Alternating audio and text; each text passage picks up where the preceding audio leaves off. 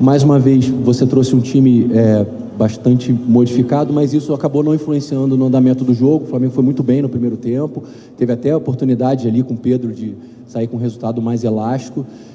Queria que você pudesse explicar assim, algumas opções que você teve para o jogo de hoje, como o Cebolinha, por exemplo, enfim, que te levou a levar esse time ao campo. E só especificamente sobre a escalação da decisão por pênaltis também, a gente acabou vendo que os jogadores mais experientes foram abrindo e o Wallace acabou indo para o final. Assim, como é que foi esse processo de decisão também? Obrigado.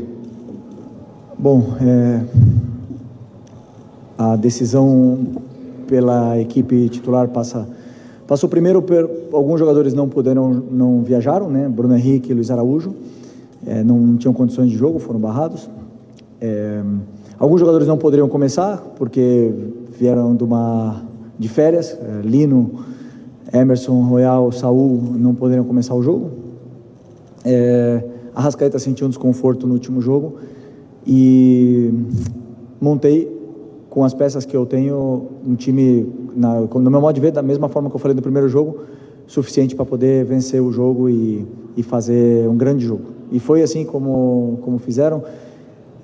O Cebolinha, estou muito feliz por ele, porque é um jogador que se esforça muito e tem muito talento, tem muito futebol ainda para dar. Fez um grande jogo e não era fácil para ele nesse campo sintético, onde um jogador que teve uma lesão de tendão de Aquiles tem que passar por esse processo de jogar em campo sintético. É uma pena na Série A do Brasil acontecer isso, mas foi um muito bom primeiro tempo. As ideias estavam muito claras, entraram. Poderíamos ter feito mais, mas claro que não é fácil, né? O Atlético Mineiro é uma grande equipe e eu também já aproveito aqui para parabenizar eles pela classificação, parabenizar o Cuca pelos 3 jogos em alto nível que disputamos agora nessa semana, e nós temos que pensar para frente. Sobre a disputa de pênaltis, eram os jogadores que batem melhor, os que estavam disponíveis e os que estavam mais confiantes para bater. E eu mesmo já errei, muito confiante, já errei disputa de pênaltis. Pênaltis são pênaltis. Não tenho nada para... A linha é muito fina entre a vitória e a derrota, então a única coisa que eu tenho a dizer é que eu sinto orgulho dos jogadores que foram lá pegar a bola e com coragem para bater. Boa noite, Felipe. Rodrigo Lima, coluna do Fla. Falando dos últimos 3 jogos entre Flamengo e Atlético Mineiro, o Wallace foi um dos principais personagens, né, por conta de tudo que envolveu ali o jogador, com os jogadores principalmente do Atlético Mineiro. E hoje, na disputa de pênalti, ele foi um dos cobradores do Flamengo que acabou perdendo o pênalti. Queria saber para você o motivo ali de ter escolhido, mesmo com essa pressão ali em cima do garoto, e como foi a reação já dele de imediato, assim que chegou agora no vestiário, com os companheiros, como é que foi a reação de todos com ele ali? Obrigado. Primeiro que ele é um jogador que tem muita personalidade, não se esconde, não se acanha para ninguém, e por mais que ele tenha agora sido o foco das atenções, Lianco não é santo, o goleiro Everson não é santo, o Hulk, todos eles provocam e também entram nessas coisas de jogo, de alto nível, de alto rendimento, ninguém quer perder e é absolutamente normal. O importante, como eu falei, que não tenha violência, que não passe disso, dos dois querendo ganhar, e o Atlético Mineiro venceu nos pênaltis, né? O Wallace fez uma grande partida, fez tudo o que estava no plano de jogo, incomodou muito a defesa, criou muito espaço, gerou chances e tem personalidade para ir bater o pênalti com 19, 20 anos. Então isso demonstra a personalidade que ele tem e o futuro que ele tem pela frente. Aqui à sua esquerda, Richard Souza, TV Globo. Felipe, foi o melhor jogo do Flamengo no pós-Copa do Mundo de Clubes, ou um dos melhores? Acho que o do São Paulo ali também foi um jogo muito positivo, mas queria saber a sua opinião. E agora, com uma competição a menos, o que você vê de possibilidades? O que isso implica? O que isso abre de possibilidades para você na sequência de Brasileiro e Libertadores, já que você tem um grupo que tem sofrido com questões físicas também, enfim, reforços se adaptando? Bom, primeiro que, como você falou, se foi o melhor jogo pós-Copa do Mundo, e essa semana eu acompanhei um pouco, junto com o Paiva, as narrativas que se criam, dizendo que o Flamengo está mal depois da Copa do Mundo, né? Isso eu escutei muito, onde se pegam 600 minutos de jogo de futebol e se resumem em uma frase: o Flamengo está mal pós-Copa do Mundo. Isso é um absurdo, uma mentira. O jogo do São Paulo foi um jogo absolutamente completo, dominante. Depois o primeiro tempo do Ceará foi um espetáculo. O primeiro tempo do Santos foi um primeiro tempo muito bom. O jogo contra o Fluminense foi um jogo absolutamente controlado. O Fluminense não chutou no gol. Eles também não deixou jogar. O Inter de Milão também não jogou contra o Fluminense. O Atlético Mineiro, desafio a vocês irem olharem quantas goleadas o Cuca tomou nos últimos 5 anos. Mais de 3 gols. E vocês vão se surpreender.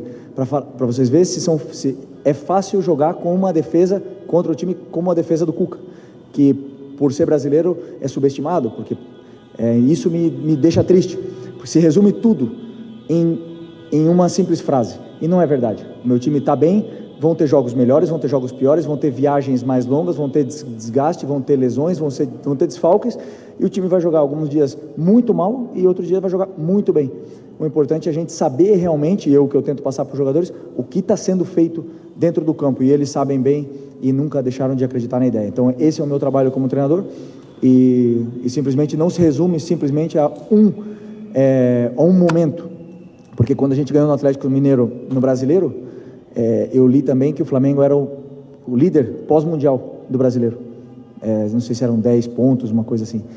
Então, ou sei lá, não lembro agora, mas quando os resultados positivos não vêm, temos que aguentar, fechar a boca e trabalhar, e é o único caminho que nós temos.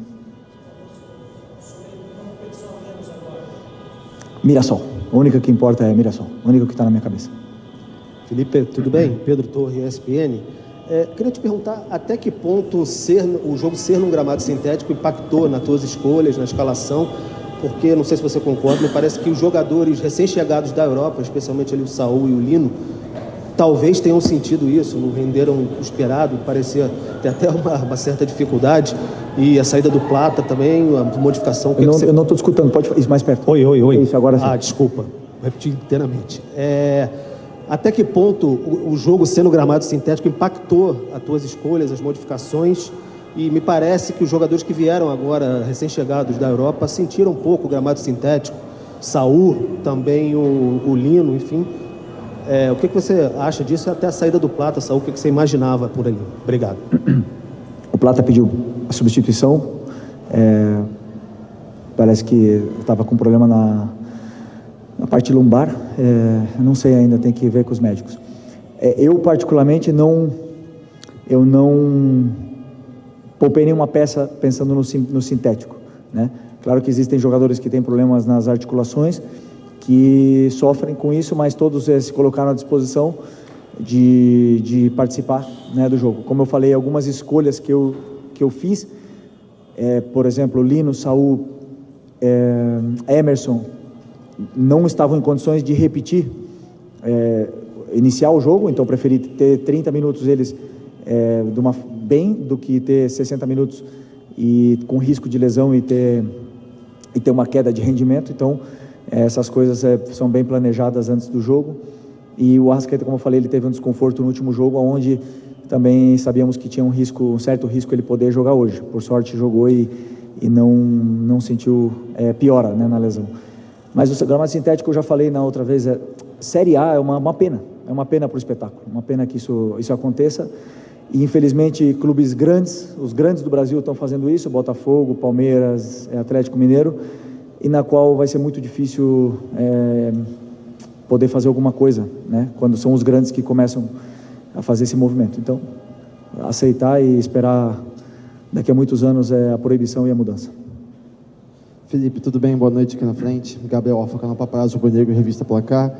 Felipe, a gente tem hoje uma infinidade de perguntas que a gente podia fazer sobre o jogo, sobre o resultado, mas eu queria te perguntar, sei que o torcedor ainda está muito de cabeça quente, mas o que você pode fazer para tentar blindar o Wallace Yan das críticas? Que ele vai receber críticas, ele vinha sendo um dos principais jogadores, a gente viu na história do futebol que muitos jogadores de base acabam sendo, entre aspas, queimados em cima da hora. A gente viu o jogador da base do Flamengo sendo vaiado no Maracanã porque fez uma partida ruim, de várias boas. O que você pode falar, especialmente para o Wallace Yan, para ele se blindar talvez um pouco nesse momento, ele que vinha fazendo grandes atuações desde a Copa do Mundo de Clubes, foi o artilheiro do Flamengo lá, por conta de tudo que aconteceu hoje. Obrigado.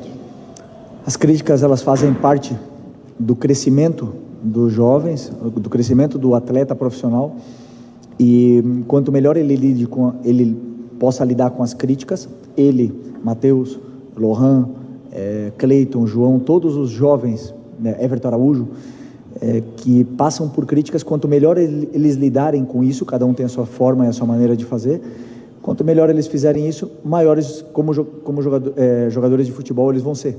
Todos os jogadores, absolutamente todos, 100% dos jogadores que estão no meu elenco, no meu vestiário agora, foram criticados em algum momento da carreira. É normal, faz parte do processo. Ele tem que assimilar o antes possível, não deixar se abater e voltar mais forte. E não tenho nenhuma dúvida que ele vai estar mais forte. Felipe, boa noite. Emanuele Ribeiro, do GE. Globo.